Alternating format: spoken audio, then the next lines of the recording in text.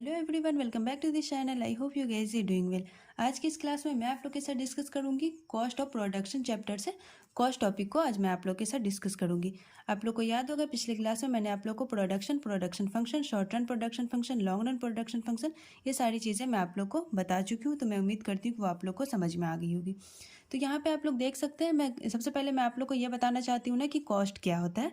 तो उसको एक्सप्लेन करने के लिए मैंने छोटा सा डिफिनेशन लिखा है ताकि मैं आप लोगों को वो सारे कॉन्सेप्ट इसमें बता सकूँ जो आप लोग को समझनी ज़रूरी है बेसिकली कि कॉस्ट क्या है।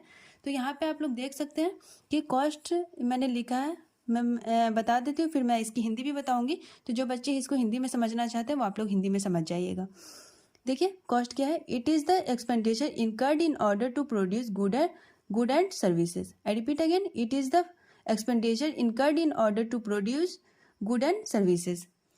किसी भी गुड एंड सर्विस को प्रोड्यूस करने में आपका टोटल खर्चा कितना लगता है, सारे खर्चे को मिलाकर, यानी fixed cost, variable cost, explicit cost, implicit cost, ये सारे खर्चे मिलाकर के कितना खर्चा लगता है उसे ही कॉस्ट कहते हैं। ठीक है, यानी ये एक तरह का टोटल एक्सपेंडिचर है जो किसी भी गुड एंड सर्विसेज को प्रोड्यूस करने में इनकर्ड होता है। ठीक है, तो आप लोग को कॉस्ट समझ में आ गई होगी।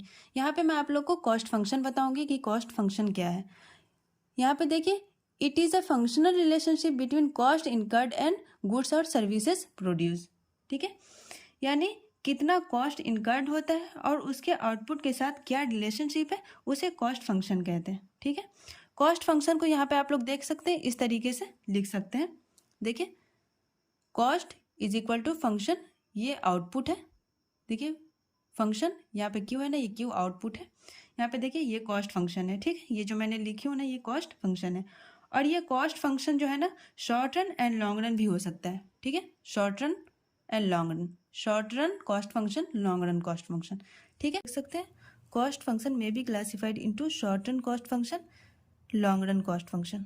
ठीक है, तो यहाँ पे शॉर्ट रन कॉस्ट फंक्शन बताने से पहले यहाँ पे मैं आप लोगों को एक चीज़ बताना चाहती हूँ कि जिस तरीके से शॉर्ट रन प्रोडक्शन में आपका fixed cost and variable cost होता था, सिमिलरली शॉर्ट रन कॉस्ट में भी आपका fixed cost and variable cost होता है। सो इन शॉर्ट रन, यहाँ पे देखिए, so in short run total cost is equal to total fixed cost plus total variable cost. ठीक है, तो ये जो टोटल फिक्स्ड कॉस्ट है, सबसे पहले मैं आप लोग को बताना चाहूँगी कि टोटल फिक्स्ड कॉस्ट क्या होता है। ठीक है, फिर मैं आप लोग को टोटल वेरिएबल कॉस्ट भी बताऊँगी।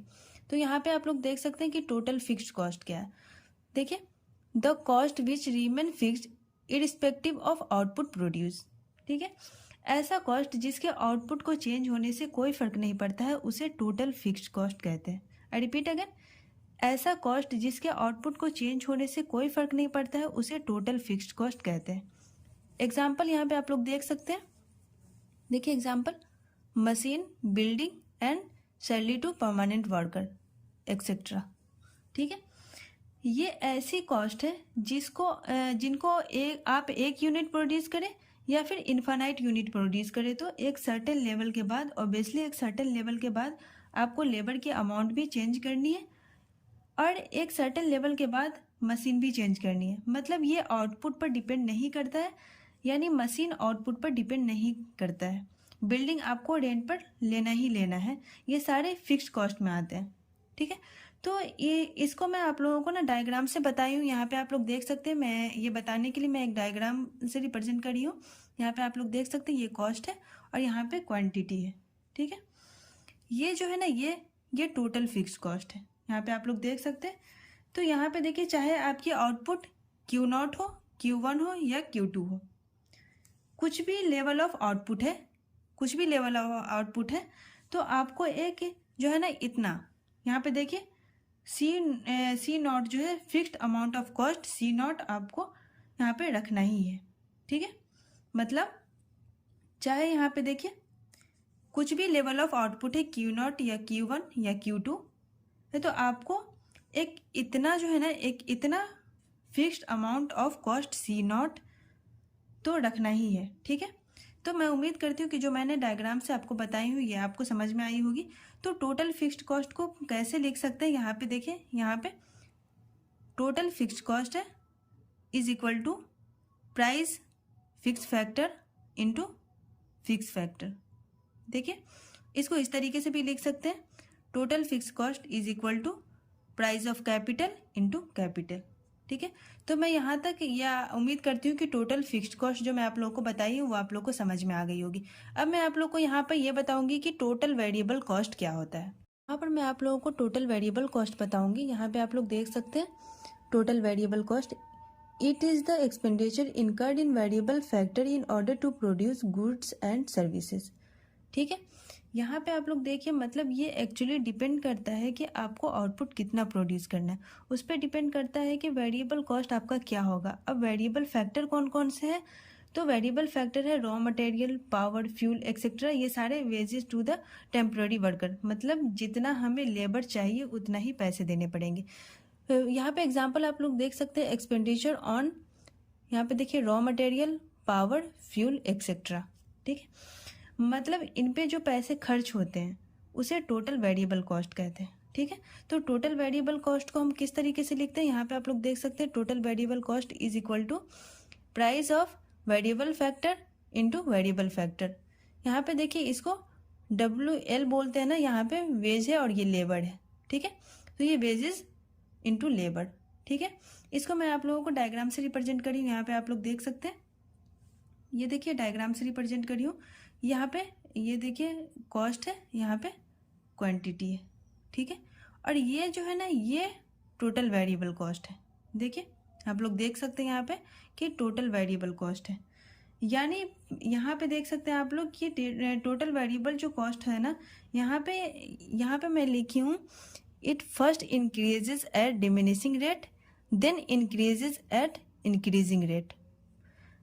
यहाँ पे this is because of operation of law of variable proportion. यहाँ पे आप लोग देख सकते हैं, यानी पहले ये जो है ना ये डिमिनिशिंग रेट से बढ़ता है। यहाँ पे देखिए ये पहले डिमिनिशिंग रेट से बढ़ता है और फिर ये इंक्रीजिंग रेट से बढ़ता है। यहाँ पे आप लोग देख सकते हैं कि ये पहले डिमिनिशिंग रेट से बढ़ता है और फिर ये इंक्रीजिंग रेट से बढ़ता है, जो इसी को हम टोटल फिक्स्ड कॉस्ट कहते हैं। ठीक है, तो यहाँ पे आप लोग को मैं उम्मीद करती हूँ कि आप लोग को टोटल वेरिएबल कॉस्ट भी समझ में आ गए होंगे, टोटल फिक्स्ड कॉस्ट भी समझ में आ गए होंगे। ठीक है, यहाँ पर मैं आप लोगों को लॉन्ग रन कॉस्ट फंक्शन बताऊंगी। यहाँ पे आप लोग देख सकते हैं, in long run nothing is fixed, every factors are variable. Long run में nothing is fixed, everything is variable, मतलब इसमें कोई भी फैक्टर फिक्स्ड नहीं होता है। जब कोई भी फैक्टर फिक्स्ड नहीं होता है तो फिर फिक्स्ड कॉस्ट की कोई बात ही नहीं है यहाँ पर। तो मैं आप लोग को समझा रही हूँ कि यानी अगर आपको लॉन्ग रन में 0 यूनिट प्रोड्यूस करना है तो आपका टोटल कॉस्ट 0 होगा, एंड जैसे जैसे आप आउटपुट बढ़ाएंगे तो कॉस्ट पहले तो बढ़ेगा एट डिमिनिशिंग रेट से, देन बढ़ेगा इंक्रीजिंग रेट से। ठीक है, यहाँ पर कुछ भी मतलब गुड्स एंड सर्विस को प्रोड्यूस करने के लिए कुछ भी फिक्स्ड नहीं होता है। ठीक है, देयरफॉर यहाँ पे आप लोग देख सकते हैं, therefore there are no fixed cost. ठीक है, मतलब किसी तरह का कोई फिक्स्ड कॉस्ट यहाँ पर नहीं होता है। ठीक है, यानी यहाँ पर जो टोटल कॉस्ट होगा बिल्कुल 0 से स्टार्ट होगा। यहाँ पर मैं आप लोगों को एक डायग्राम से समझाई हूँ। यहाँ पे आप लोग देख सकते हैं कि ये देखिए यहाँ पे कॉस्ट है एंड यहाँ पे क्वांटिटी है। तो जो मैं आप लोग को बताई हूँ कि टोटल कॉस्ट जो है बिल्कुल 0 से स्टार्ट होगा। तो टोटल कॉस्ट यहाँ पे देखिए ये 0 यहाँ पर है ना, तो ये बिल्कुल 0 से स्टार्ट होगा। तो यहाँ पे आप लोग देख सकते हैं कि ये लॉन्ग रन टोटल कॉस्ट है। ठीक है, लॉन्ग रन टोटल कॉस्ट इसको बोलेंगे। तो यहाँ पे आप लोग देख सकते हैं कि ये एट डिमिनिशिंग रेट से बढ़ रहा है, देन एट इंक्रीजिंग रेट से। पहले तो ये डिमिनिशिंग रेट से बढ़ा, फिर ये इंक्रीजिंग रेट से बढ़ा। तो ये मैं आप लोग को समझाई, तो मैं यहाँ पे आप लोग को समझ में आ गई होगी। यहाँ पर मैंने 0 से स्टार्ट किया, यहाँ पे देखिए इस डायग्राम में 0 से स्टार्ट किया, बिकॉज के लॉन्ग रन में फिक्स्ड कॉस्ट नहीं होता है। ठीक है, यानी अगर आपको 0 यूनिट ऑफ आउटपुट प्रोड्यूस करना है तो आपका कॉस्ट ऑफ प्रोडक्शन बिल्कुल 0 लगेगा। ठीक है, इसमें कहीं भी किसी तरह का फिक्स्ड कॉस्ट इन्वॉल्व नहीं होता है। ठीक है, तो मैं उम्मीद करती हूँ कि आप लोग को short run cost function and long run cost function यहाँ पर आप लोग को सारी चीज़ें समझ में आ गई होगी। तो मैं इस वीडियो को यहीं पे एंड करती हूँ। अगर वीडियो अच्छी लगी तो लाइक करें, शेयर करें एंड सब्सक्राइब करें। Thank you.